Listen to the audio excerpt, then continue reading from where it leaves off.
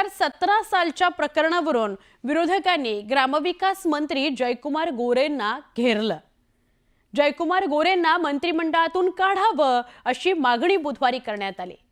तर या प्रकरणातून आपली निर्दोष मुक्तता झालेली आहे असं सांगत खोटे आरोप करणाऱ्यांविरोधात आपण अब्रू नुकसानीचा दावा करणार आहोत असं जयकुमार गोरे म्हणाले। जयकुमार गोरे विरोधकांच्या निशाण्यावर। एक मंत्री, पैलवान मंत्री, रोज व्यायाम करणारा, विवस्त्र फोटो एका स्त्रीला पाठवतो पश्चिम महाराष्ट्रातला। जयकुमार गोरेंच्या राजीनाम्याची मागणी कशाला करायला पाहिजे? लाच मारली पाहिजे अशा मंत्र्यांना। महिलांच्या संदर्भात गुन्हेभंग करणारे मंत्री आहेत। निर्दोष मुक्तता झाल्याचा गोरेंचा दावा। गडली 17 साली 19 साली निकाल लागला। त्या निकालामध्ये मला निर्दोष या ठिकाणी कोर्टाने मुक्तता केलेली आहे। अब्रू नुकसानीचा दावा करण्याचा इशारा। मी माझा बदनामीचा खटलाही दाखल करणार आहे। अब्रू नुकसान भरपाईचाही खटला दाखल करणार आहे।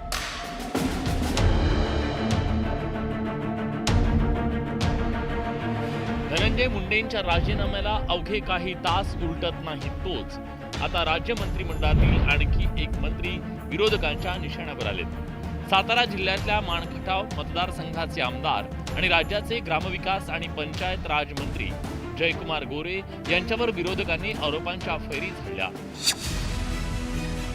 पश्चिम महाराष्ट्रातील एक मंत्री महिलेच्या मागे लागला असल्याचा आरोप वडेट्टीवारांनी केला। महिलेच्या मागे लागलेली अशी व्यक्ती मंत्रिमंडळात असणं लज्जास्पद असल्याची टीका त्यांनी केली। तर जयकुमार गोरेंनी एका महिलेचा छळ आणि विनयभंग केल्याचा आरोप संजय राऊतांनी केला। ती महिला लवकरच विधान भवनासमोर उपोषणाला बसणार असल्याचा दावा त्यांनी केला। एक मंत्री, पैलवान मंत्री, रोज व्यायाम करणारा, विवस्त्र फोटो एका स्त्रीला पाठवतो पश्चिम महाराष्ट्रातला। 10 दिवस जेलची हवा खाऊन येतो। त्याच्या पलीकडे जाऊन 10,000 रुपयाचा माफी मागून न्यायालयात दंड भरतो आणि मंत्री झाल्यानंतर त्या महिलेच्या मागे लागतो ब्लॅकमेल करायला। मागणी कशाला करायला पाहिजे? लाच मारली पाहिजे अशा मंत्र्यांना। महिलांच्या संदर्भात विनयभंग करणारे हे मंत्री आहे, हे समोर येत आहे मंत्रिमंडळामध्ये। हे मंत्री जर तुमच्या मांडीला मांडी लावून बसणार असतील तर देवेंद्र फडणवीस कोणत्या तोंडाने बाहेर जाऊन महिलांच्या अत्याचाराविरुद्ध बोलणार आहे? त्यामुळे हे जे चुकीच्या प्रवृत्तीचे लोक जे सरकारमध्ये जाऊन बसलेत आणि त्या ठिकाणी मस्ती करत आहेत, त्यांना त्यांची मस्ती उतरवण्याची वेळ आलेली आहे। 2017 सालच्या प्रकरणावरून जयकुमार गोरेंना घेरलंय।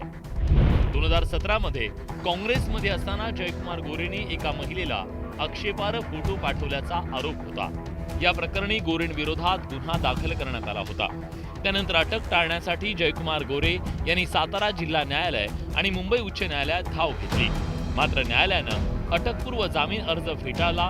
त्यानंतर जयकुमार गोरेंना अटक होऊन 10 दिवसांची जेलवारी करावी लागली होती। त्यानंतर त्यांना जामीन मिळाला। 2017ला विनयभंगाच्या या आरोपाप्रकरणी 2019 मध्ये कोर्टानं निर्दोष मुक्तता केल्याचं स्पष्टीकरण जयकुमार गोरेंनी दिलं। तर ज्यांनी आरोप केले त्यांच्यावर हक्कभंगाचा प्रस्ताव आणणार असल्याचं गोरेंनी म्हटलंय। 17 साली 19 साली निकाल लागला। त्या निकालामध्ये मला निर्दोष या ठिकाणी कोर्टाने मुक्तता केलेली आहे। या संदर्भात ज्यांनी माझ्यावर आरोप केलेला आहे त्या प्रत्येकावर मी हक्कभंगाचा प्रस्ताव आजच सभागृहामध्ये आणणार आहे। संबंधितांच्यावर मी माझ्या बदनामीच्या संदर्भात केलेलं काम आहे, त्या संदर्भात मी माझा बदनामीचा खटलाही दाखल करणार आहे। अब्रू नुकसान भरपाईचाही खटला दाखल करणार आहे। 2017 सालच्या या प्रकरणाची पुन्हा चर्चा सुरू झाल्यानं जयकुमार गोरे विरोधकांच्या निशाण्यावर आलेत एवढं नक्की। Bureau report, news 18 Lokmat, Mumbai.